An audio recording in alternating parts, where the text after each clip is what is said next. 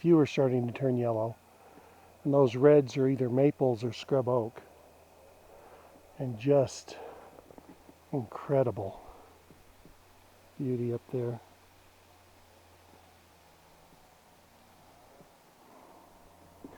It's about 70 degrees today. Incredible fall day.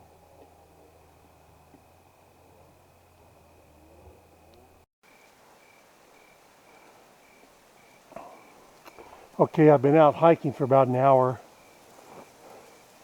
and this is what I'm hiking through. Very heavy brush.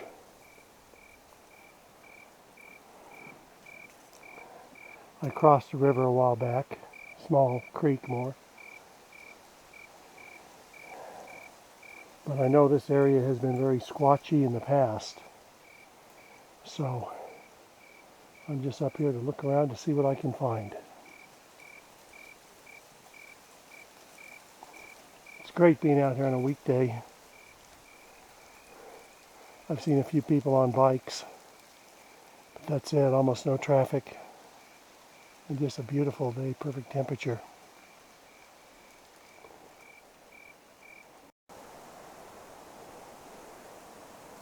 There is a beaver-felled aspen. I'm coming up here into a place that for Sasquatch seekers is somewhat well known. Here's a shelter that's been seen in other videos, and found it when there were still green boughs on it, and it had been freshly made. That was about a year and a half ago. This doesn't look like it's been used in a considerable time.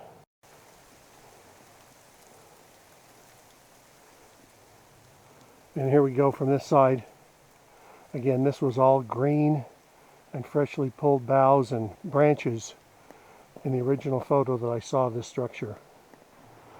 Not anywhere near the number of structures here that I'm used to seeing in the area I normally walk through. I mean, there are tree lanes and tree structures everywhere. But with the big fires that have come through here in the middle of September, that stuff might all be burned up now. All right, I'm coming into more structures. This again has got maples that have been pushed over and pushed under another tree to hold them down. And here at the bottom, there's a log on the bottom to hold the butts in place. Okay, after hiking all around the area, I finally found another structure that was in that video from a year and a half ago. And this is not far from the trail, but it takes a little experience and knowledge of how these things work. And I'll kind of share that with you right now. What I do is I look for structures and that in the area, look for tree lanes. I really like X structures because they seem to want to be barriers for trails. And then I look for areas with pine canopy, because invariably this stuff is built in the pines or right next to the pines, immediately adjacent to the pines. At least the more permanent ones of these structures. They seem to use a lot because the pines offer a year-round canopy, year-round. Whereas in the maples and the aspens, they lose their leaves and the canopy falls. And this seems to be the area right where the other researcher had his encounter. Some people rip it apart, but I tell you this, I certainly believe it. The sounds, and I know the guy, I've met him. To say that he would fake something is absurd. This guy's sincere and honest to a fault, if anything. I mean, he's just not that kind of fellow. But you may not know that unless you meet him. But he's just a really honest, sincere guy. And I imagine this has gotten a little bit too much for him. All the attention, or maybe he's planning on doing some sort of television thing, and they asked him to take all the videos down. That could be another thing. But anyway, Really neat structure. And only a Sasquatch would build that. Scouts wouldn't build that, wouldn't build it that way. It's built just like the other one in that you have a main cross member and then you have a upright member holding it part way out, which is just like the one we saw over there by the what had been a little pond a year and a half ago. Was just kind of a dried up patch of grass.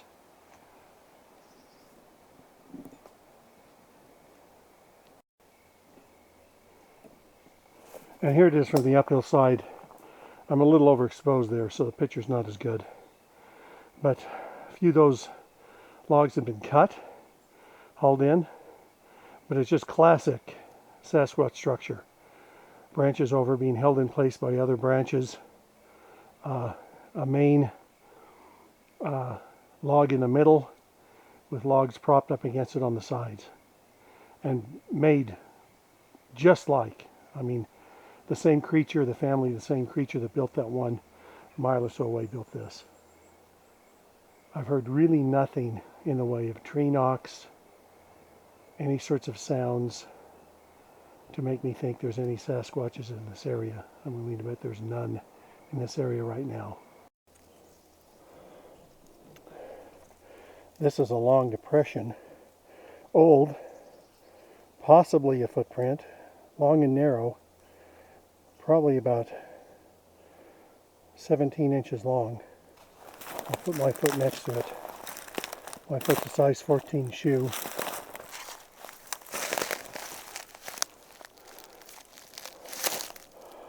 And probably about 16 inches, but narrow. If it is one, it could be anything.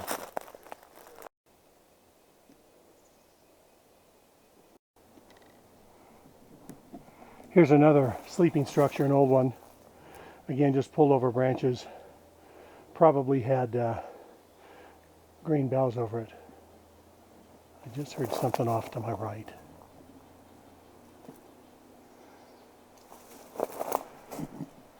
Could have been nothing.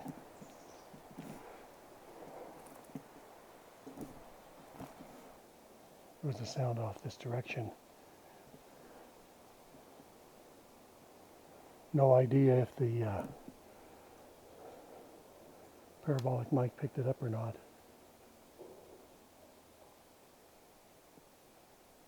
I'm going to continue walking that way.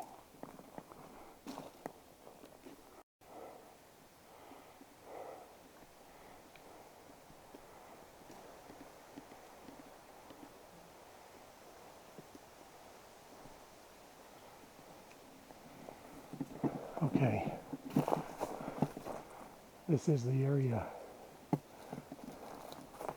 where the other researcher had the encounter. And I'm right near the spot where he was recording the sounds.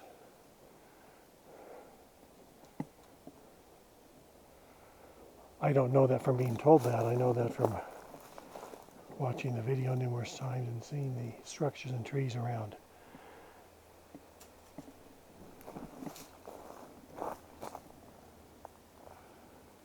Again, I mentioned I heard some sound, but it could have been anything. Could have been my stomach growling. I'm going to keep walking up the hill.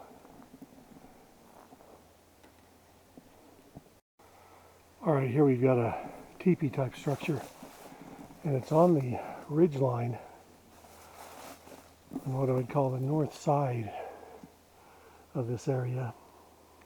But again, even though this area has a fair amount of little kind of day nests or whatever, nowhere near the amount of stuff that I'm used to seeing down south.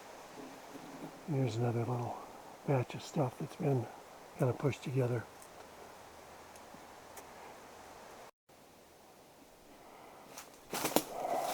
Okay, and then here's one more pulled over structure, probably used as a screen.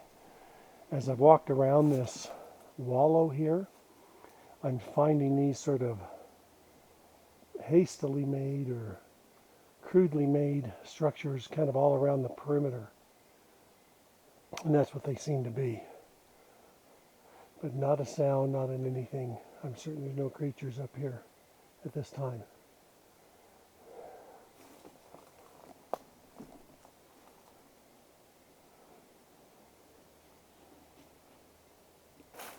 Now here's my take. This is kind of interesting. Again, I am a couple hours north of where I normally walk around and search in the woods. There are not the aspens in these trees, and aspens making these structures make up 99.5% of the structures further south where I'm at. Also, these logs that are in the structures for the most part don't have the bark all peeled off of them. So, and I'm finding most of the logs that are pushed over into the structures are just pines that were pushed over in place, or maples that were pushed over, because there are more maples in here. Though there are some aspens, they haven't been dragging the aspens into the pines like we see down south. This is a classic of what I call a knot, and I find in these areas, and again I feel this is a territorial marker, a lot of huge trees shoved together so the big guy here shows anybody else around that, hey, I'm a pretty big dude, leave me alone. Notice this log with the butt towards us. There's no, that did not originate there, that log, and there's nothing for it to come nearby. Now this huge one looks like it fell over right there. And again, they're in between trees to be held up in the air. This one broke off right there, or was pushed over there. But anyway, classic. Like I said, what I call a knot, or a territorial structure.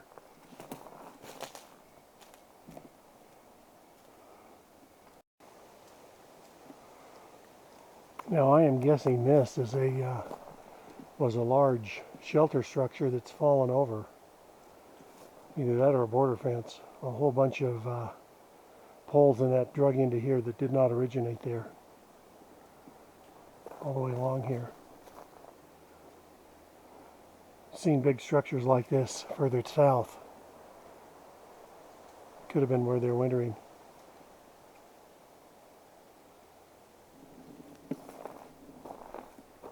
I keep hearing little taps off that way. Acorns falling out of trees.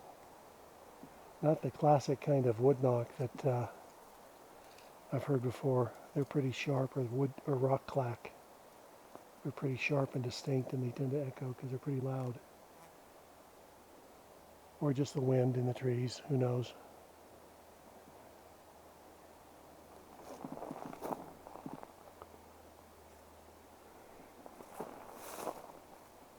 You have to excuse this video. I'm here earlier in the day with brighter sunlight, and the exposure is much trickier to get right between shade and bright sun.